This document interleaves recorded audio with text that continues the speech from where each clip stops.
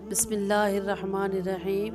حضرت خنسا رضی اللہ تعالی عنہ کا نام تمازر تھا اور خنسا ان کا لقب تھا۔ بہت ہی ذہین تھی، شاعری کرتی تھی اور مرثیہ خوانی میں ان کا کوئی ثانی نہیں تھا۔ تمام صحابہ کرام رضوان اللہ علیہم اجمعین اس بات پہ متفق ہیں کہ حضرت خنسا رضی اللہ تعالی عنہ کے برابر کوئی عورت شاعرہ پیدا نہیں ہوئی۔ حضرت خنسا کا پہلا نکاح قبیلہ بنو سلیم کے ایک شخص رواحت بن عبدالعزیز سے ہوا، جس سے ان کے دو بیٹے عبداللہ اور ابو شجرہ پیدا ہوئے، اور ان کے انتقال کے بعد آپ کے دوسرے شوہر مروان بن ابو عمر تھے، اور جن سے ان کے دو بیٹے پیدا ہوئے، اور ان کے نام حضرت زید اور حضرت معاویہ تھا۔ حضرت خنسا رضی اللہ تعالیٰ عنہ کے والد بچپن میں فوت ہو چکے تھے، اور یہ اپنے دونوں بھائیوں کے ساتھ زندگی گزار رہی تھی۔ جب ان کے بھائی جوان ہوئے تو ایک کے بعد دوسرا بھائی بھی لڑائی میں مارا گیا، تو حضرت خنسا بہت تنہا رہ گئی تھی، اور اس وقت سے انہوں نے اپنی شاعری کا آغاز کیا، اور اپنے بھائیوں کی جدائی میں بہت روتی رہتی تھی اور بڑے ہی درد بھرے مرثیے لکھا کرتی تھی، اور ان کے مرثیے ایسے ہوا کرتے تھے کہ پتھر سے پتھر دل بھی ان مرثیوں کو پڑھ کے پگھل جاتا اور رونے لگتا۔ ان کی شاعری اتنی مشہور ہو گئی کہ عرب کے لوگ اپنے مردوں پر ان کے مرثیے پڑھا کرتے تھے۔ حضرت خنسا رضی اللہ تعالیٰ عنہ کی زندگی میں جیسے دو بھائیوں کا دنیا سے جانے کا غم تھا، ایسے ہی آپ کے دونوں شوہر یکے بعد دیگرے جب دنیا سے چلے گئے تو ایک دفعہ پھر آپ پہ غم کا پہاڑ ٹوٹ پڑا۔ آپ نے اپنے چاروں بیٹوں کی پرورش بہت ہی اچھی اور بہادر دلیرانہ انداز میں ان کی، اور ان کو دنیا کے سارے حالات سے لڑنے کا مقابلہ کرنا سکھایا۔ جب اسلام پھیلنے لگا تو آپ نبی اکرم صلی اللہ علیہ وسلم کی خدمت میں اپنے چاروں بیٹوں کو لے کر گئیں اور قبول اسلام فرمایا، اور نبی اکرم صلی اللہ علیہ وسلم کی خوش نصیب صحابیات میں سے ایک عظیم اور بزرگ صحابیہ تھیں۔ حضرت عمر رضی اللہ تعالیٰ عنہ کے دور خلافت میں جب جنگ قادسیہ کا اعلان ہوا، جو کہ عراق میں ہونا تھی، تو حضرت عمر فاروق رضی اللہ تعالیٰ عنہ نے مجاہدین کا ایک دستہ تیار کیا، اور اس کا سپہ سالار حضرت سعد بن ابی وقاص کو بنایا، اور اس دستے کی عراق میں جانے کی تیاریاں ہونے لگی۔ حضرت خنسا رضی اللہ تعالیٰ عنہ چونکہ ایک بہادر ماں تھی، انہوں نے اپنے چاروں بیٹوں کی تربیت اسی طرح فرمائی تھی کہ جب بھی اللہ کے راستے میں جان دینے کی باری آئے تو کبھی پیچھے نہ ہٹنا۔ تو جیسے ہی جنگ قادسیہ کا اعلان ہوا، اپنے چاروں بیٹوں کو تیار کیا، بلکہ خود بھی ساتھ جانے کے لیے تیار ہو گئیں۔ حضرت امیر المومنین عمر فاروق رضی اللہ تعالیٰ عنہ مجاہدین کا دستہ لے کر اس کو روانہ کرنے کے لیے مدینے سے باہر تک پیدل جا رہے تھے، اور دستہ بھی رواں دواں تھا کہ اچانک حضرت عمر فاروق رضی اللہ تعالیٰ عنہ نے دیکھا کہ ایک ضعیف خاتون ایک اونٹ پر سوار ہیں۔ آپ جلدی سے ان کے پاس تشریف لے گئے اور فرمایا، اماں جان آپ کون ہیں اور ان مجاہدین کے ساتھ کہاں جا رہی ہیں؟ بوڑھی خاتون نے چہرے سے چادر ہٹائی، جھریوں بھرا نورانی چہرہ خلیفہ وقت کی جانب کیا، اور یوں بولی کہ عمر، کیا خلافت کی ذمہ داریوں نے آپ کی یادداشت کمزور کر دی ہے؟ پھر جہاد کی فضیلت پر چند اشعار پڑھے۔ حضرت عمر فاروق رضی اللہ تعالیٰ عنہ کے سامنے عرب کی مشہور مرثیہ گو شاعرہ حضرت خنسا تھی۔ آپ نے حیرت کا اظہار کرتے ہوئے فرمایا، اماں خنسا، آپ اس ضعیفی میں اتنی دور محاذ پر کیوں جا رہی ہیں؟ انہوں نے جواب دیا، یا امیر المؤمنین، میں اکیلی نہیں ہوں، میرے ساتھ میرے 4 جوان بچے بھی ہیں، جو کہ حضرت سعد رضی اللہ تعالیٰ عنہ کی پکار پر لبیک کہتے ہوئے میرے بچے بھی میرے ساتھ میدان جنگ میں جا رہے ہیں۔ اس بوڑھی خاتون حضرت خنسا رضی اللہ تعالیٰ عنہ کے عزم و استقلال کے سامنے حضرت عمر فاروق کو بھی کچھ کہنے کی ہمت نہ ہو سکی۔ جنگ قادسیہ ایک خونریز لڑائی تھی، جس میں سپہ سالار حضرت سعد بن ابی وقاص رضی اللہ تعالیٰ عنہ کو ایک جاسوس نے آ کے اس چیز کی اطلاع دی کہ مخالف لشکر ہاتھی لے کے آ رہا ہے اور بہت ہی زیادہ اپنے ساز و سامان سے لیس ہو کے آ رہا ہے۔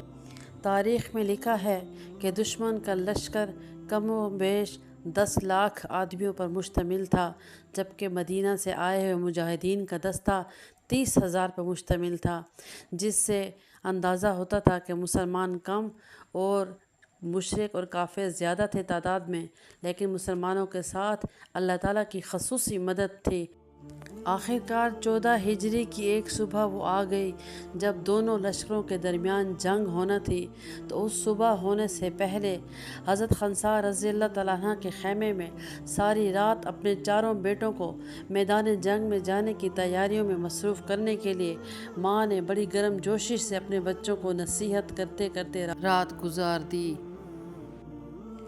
تاریخ گواہ ہے کہ تاریخ میں ایسی ماں کسی نے نہیں دیکھی ہوگی جس نے اپنے چاروں بیٹوں کو ایسی نصیحت کی کہ جو سنہری الفاظ سے لکھی جاتی ہے۔ ایک ماں کو اپنی اولاد سے کتنی محبت ہوتی ہے اس کا اندازہ ہم لگا سکتے ہیں، لیکن ان حضرات صحابہ کرام یا صحابیات کے دل میں جب اللہ اور اس کے رسول صلی اللہ علیہ وآلہ وسلم کی محبت گھر کر جاتی تو ان حضرات کے سامنے رشتوں سے زیادہ اللہ اور اس کے رسول کی محبت زیادہ ہوتی تھی اور آخرت پہ نظر رکھتے تھے۔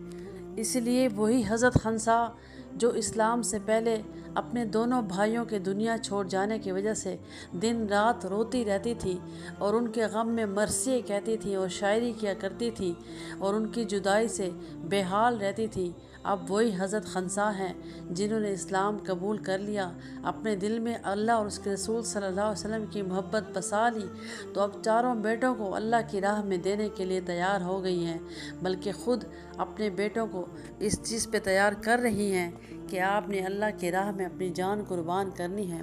یہ کہنے کی بات آسان ہے، الفاظوں سے اس کی ادائیگی بڑی آسان ہے، لیکن اس کرب سے گزرنا ایک نہیں دو نہیں بلکہ چاروں بیٹوں کو شہادت کے لیے تیار کرنا ایک بہت بڑا عظیم کارنامہ تھا۔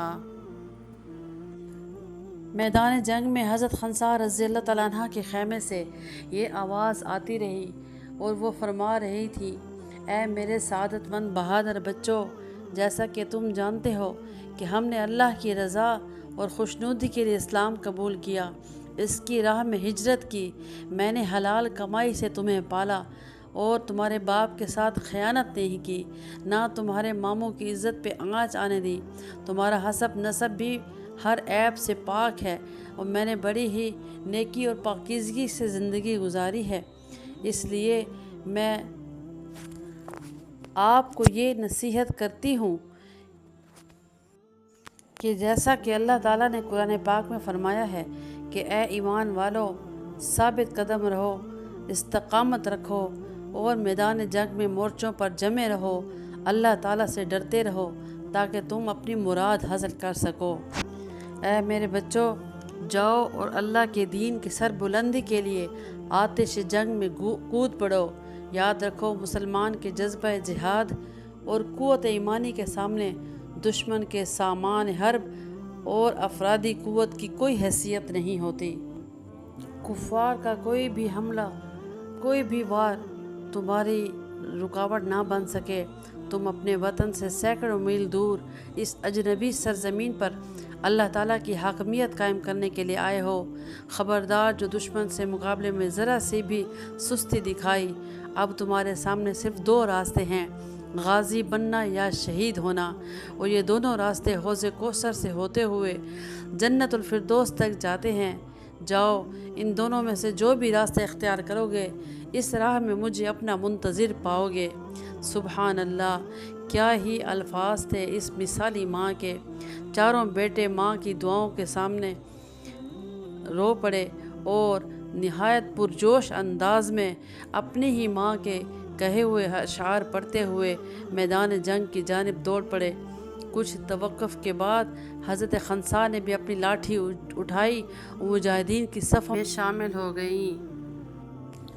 چاروں بیٹوں کی آنکھوں میں یہ آنسو خوشی کے تھے اور شکرانے کے تھے کہ اللہ تعالیٰ نے ہمیں آپ جیسی بہادر ماں سے نوازا ہے جو ہمیں جنگ کے لیے تیار کرنے کے لیے خود ساتھ آئی ہیں۔ اور ان چاروں بیٹوں نے ماں کے حکم کو ایک ساتھ دہراتے ہوئے نعرہ بلند کیا کہ غازی یا شہید، ان دونوں راستوں میں سے یا اللہ ہمیں ایک راستہ عطا فرما۔ پھر قادسیہ کے آسمان پر روشن سورج نے دیکھا کہ ہاتھیوں بھرا لشکر، اس میں یہ چاروں جوان گھس گئے اور آخر تک لڑتے رہے۔ شام تک جنگ کا پانسہ ہی پلٹ چکا تھا۔ قادسیہ کا میدان ایرانی فوجیوں کے لاشوں سے بھرا پڑا تھا، جبکہ مجاہدین اور مسلمانوں میں صرف 500 مجاہدین شہید ہوئے تھے۔ شام کے سائے رات کی تاریکی میں تبدیل ہو رہے تھے۔ میدان جنگ پر خاموشی کا راج تھا۔ بوڑھی ضعیف صحابیہ، عظیم الشان صحابیہ حضرت خنسا اپنے خیمے میں اکیلی بیٹھی گہری سوچوں میں گم تھی۔ وہ میدان جنگ سے آنے والی کسی خبر کی منتظر تھی کہ اچانک دروازے پر آہٹ ہوئی۔ سپہ سالار حضرت سعد بن ابی وقاص رضی اللہ تعالیٰ عنہ تشریف لائے تھے۔ وہ خیمے میں داخل ہوئے۔ حضرت خنسا نے انہیں دیکھا تو جلدی سے بولی، سعد، جنگ کا حوال بتائیں۔ بولے، اماں جان، مسلمانوں کو فتح ملی ہے۔ حضرت سعد رضی اللہ تعالیٰ عنہ یہ کہہ کر خاموش ہو گئے، کیونکہ ان کے پاس وہ الفاظ نہیں تھے جن سے ایک ماں کو اس کے چاروں بیٹوں کی شہادت کی خبر دے سکیں۔ فتح کی خبر سن کر حضرت خنسا رضی اللہ تعالیٰ عنہ نے اللہ تعالیٰ کا شکر ادا کیا۔ سپہ سالار حضرت سعد بن ابی وقاص کے چہرے پر فکرات کے آثار دیکھے تو پریشان ہو کے بولی کہ سعد، جو آپ نے کہنا ہے کہہ ڈالیں، میں سننے کی منتظر ہوں۔ حضرت سعد بن ابی وقاص رضی اللہ تعالیٰ عنہ نے ان کے چاروں بیٹوں کی شہادت کی اطلاع دی اور فرمایا، آپ کے چاروں بیٹے شہید ہو چکے ہیں۔ جیسے ہی حضرت خنسا نے یہ اطلاع سنی، یکدم سجدے میں گر گئیں، اللہ کا شکر ادا کیا اور بولی، اے اللہ، میں نے اپنے بچوں کو اسی دن کے لیے پالا تھا، آپ نے ان کی قربانی کو قبول فرمایا، الحمدللہ، اور جنت میں مجھے اپنے بچوں کے ساتھ ملوانا۔ یہ عظیم صحابیہ ضعیف العمر میں جن کو 4 بچوں کی شہادت کی خبر ملتی ہے، اس پہ سجدہ شکر ادا کرتی ہیں۔ اپنے بچوں کی شہادت کے 10 سال تک زندہ رہی۔ حضرت عمر رضی اللہ تعالیٰ عنہ نے 200 درہم سالانہ ان کے بچوں کا وظیفہ مقرر کیا، جو ان کو ملتا رہا، اور انہوں نے نجد کے مقام پر وفات پائی جب ان کی عمر 70 سال کی ہوئی۔